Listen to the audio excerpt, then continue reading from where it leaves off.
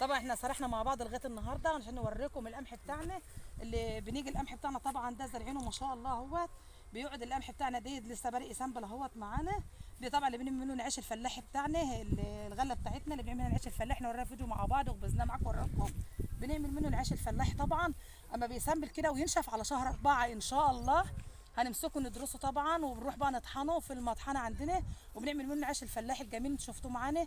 وطبعا برده بنورده بيستوردوه برده، وبنعمل منه العيش اللي فران برده بتاع اللي في المنصوره عندنا هنا المدور انتوا عارفينه ده.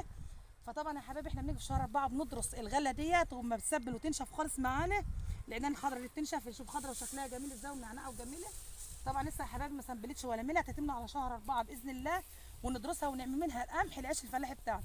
وطبعا زرعنا طبعا شجر الجوافه طبعا نشف عشان طبعا الجوافه اولها بدات الشجر ينشف اهوت. ده شجر الجوافه انتوا شايفينه قدامكم ده على الجسر اهوت. ولسه هنوريكم طبعا مع بعض يا حبايب الخس بتاعنا برده في الغيطان بتاعه الريف. الخس طبعا والفول الاخضر والثوم الاخضر بتاعنا هنوريكم طبعا مع بعض اهوت. ونروح نوريكم الفول والخس الاخضر بتاعنا والثوم اللي على الجسور. وطبعا يا حبايبي بقى مش تعالوا معانا نوريكم بقيت خير بلدنا وخير الفلاحين والخير بتاعنا الخير المصريين الفلاحين بتوعنا. وتعالوا شوفوا كده الزرع بتاعنا الجميل. احنا جينا عند الفول اهوت. الفول الفلاحي ما شاء الله. شوفوا الفول بتاعنا الاخضر جميل يا جماعه. وده الفول بتاعنا البلدي، الفول بتاع الاراضي الفلاحين بتاعتنا الاراضي الجميله. شوفوا ما شاء الله الفول ما شاء الله اللهم صل على حضره النبي محمد.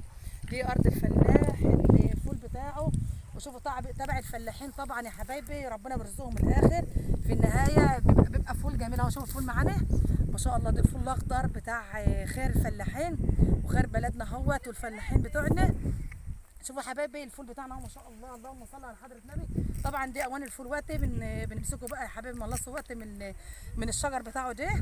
وبنعمله بقى ده الفول الاخضر بتاعنا بتاع الفلاح اهوت طالع من الغيط طبعا مسكر وزي العسل مش زي الفول طبعا اللي بيبقى في الاسواق الدبلان انتوا بتشوفوه ده. دي طبعا اراضي الفول بتاعتنا هي ارض الفلاح هي اخر تعب واخر السنه. بتشوفوا المحصول بتاعه ده ما شاء الله على اهوت منعنع وجميل وبدا ينبت اهوت. وطبعا نمسكه وقت بقى نعمله ونوديه الاسواق ونبقى نسيبه لما نعمل منه الفول المدمس بنعمل منه الفول بتاعنا. فطبعا يا حبايبي شوفوا الارض ما شاء الله عليها هي. دي الفول الاخضر قلت لكم اوريه لكم اهو وريته لكم معانا اهوت. دي الفول الاخضر الفلاحي بتاعنا. هنوريكم بقى الخس واحنا ماشيين يا جماعه على الجسور. هنوريكم الخس والثوم الاخضر برده واحنا ماشيين قدام اهوت. هنوريكم الخس والثوم الاخضر بتاعنا برده بعد ما نشوف نعمله الفلاحي بتاعنا.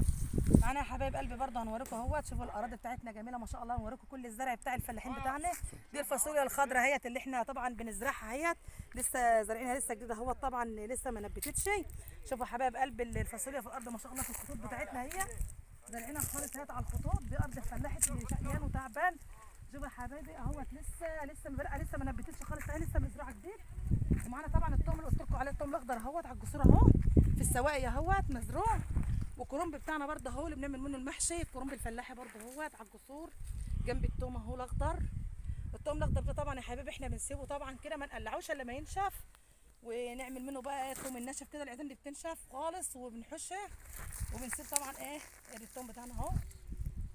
شوفوا يا حبايبي ما شاء الله الراس حمرا اهوت. ثوم طبي جميل اهوت. ده الراس بتاعته حمرا وجميله اهوت لسه اخضر اهوت ومنعنع قدامنا ما شاء الله. احلى ثوم يا حبايبي تشوفوه اهوت. ده طبعا لما بيكبر كده وينشف معانا ما شاء الله عليه. دي الثوم الطبي الجميل احلى ثوم. دي زرع الفلاح بتاعنا احلى زرع اهوت. الفلاح التعبان الشقيان واخر السنه ربنا بيعوض عليه بالزرع بتاعه ده. بالزرع بتاعه اللي هو عامله ده ربنا يعوض عليه يا رب كده باخره الموسم كده. بيشوف الثوم ده بقى يمسكه بقى كده يا ربنا يعوضه كده خير. الثوم بتاعنا يكون نشف في الارض. احنا لسه طبعا قلعين واحده نوريها لكم اهيت لسه طريه وخضره اهيت. وما ينشف طبعا يا حبايبي هتشوفوا بقى الثوم ده ما بينشف بقى بيبقى اجمل من كده. كمان الراس بتكبر عن كده ان لسه صغيره اهيت لسه طبعا خضره.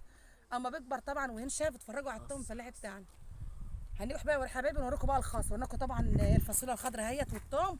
وهنوريكم الخس بتاعنا الفلاحي. وريناكم الكرنب طبعا. وريناكم الغله اهيت. ودي خير بلدنا والزرع الجميل بتاع الفلاح الشقيان التعبان. طبعا هيبقى اخر موسم في شهر 4 كده بتقلع الثوم ده برده بيقلعوه برده مع الغله بتاعتنا ديت تكون نشف. علف البهايم اهوت بتاع التسميد بتاع البهايم بتاعتنا اهيت. طبعا بنحط العلف دي طبعا ذره اخضر البهايم نعلفوا البهايم اهوت. طبعا حاطين عليه مغطينه ومعتقين اهوت عشان البهايم بتاعتنا طبعا التسمين بتاعها برضه دي ذره اخضر دارسينه اهوت في الدراسه لهم، وبنخزنه ونغطي عليه بشكاير مشمع كده عشان الشمس، ونعلف منه البهايم عشان التسمين. وطبعا دي السباخه اهوت اللي بيطلع من البهايم اللي هم بيعملوه بنلمه طبعا نحطه في جنب كده عشان نحطه الارض البطاطس بتاعتنا عشان البطاطس تطلع عافيه وتطلع قويه وتطلع حلوه.